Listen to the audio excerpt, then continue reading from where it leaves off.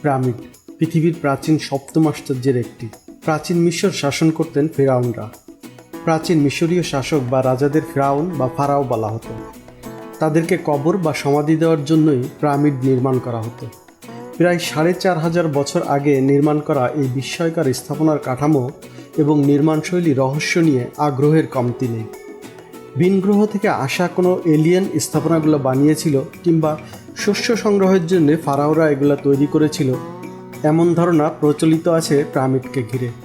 আজ চলুন জেনে নেই পিরামিডের আদ্যোপান্ত। মূলত প্রাচীন মিশরীয় সমাজে পরকালের ধারণা প্রচলিত ছিল। ন্যাশনাল জিওগ্রাফিতে প্রকাশিত এক প্রবন্ধের তথ্য মতে মিশরীয়রা বিশ্বাস করত যতদিন ফারাওদের দেহ রক্ষা করা যাবে ততদিন তারা স্বর্গে বাস করবে।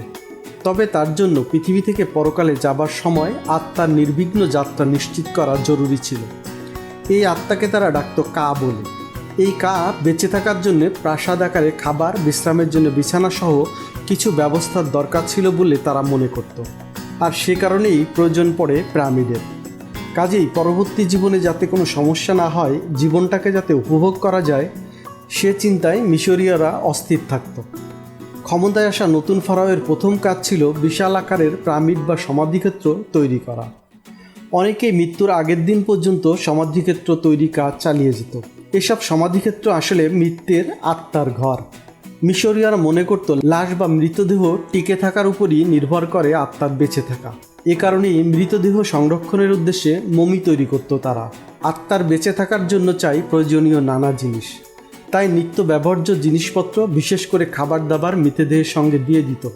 কবরের সময়ই তো ব্যক্তিটি কত বিপুল পরিমাণ বিত্ত আর ক্ষমতাবান ছিল তা জাহিরের উদ্দেশ্যেও নির্মাণ করা হতো পিরামিড। তাই ফারাওদের মৃতদেহের সাথে কবরস্থ করা হতো বিপুল পরিমাণ ধন সম্পদ।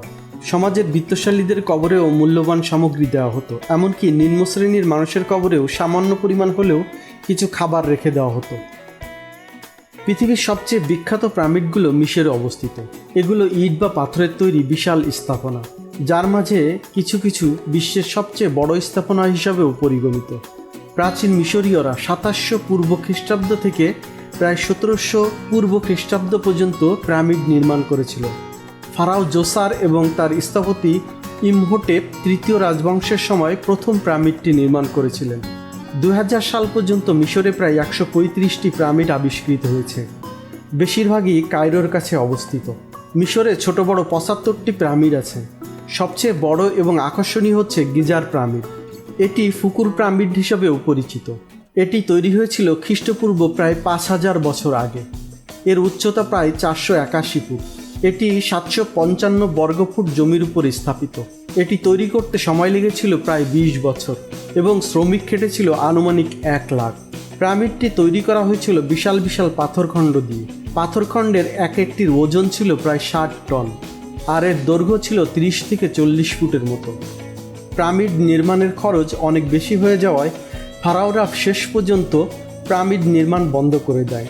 এছাড়া বিরাট আকারের পিরামিডগুলোতে ধন সম্পদ পাওয়া যাওয়ার কারণেই মিশরীয়রা নিজেরাই সেগুলো লুট করে নিত। ভিডিওটি ভালো লাগলে লাইক দিবেন, শেয়ার করবেন এবং চ্যানেলটি সাবস্ক্রাইব করে সঙ্গে থাকবেন।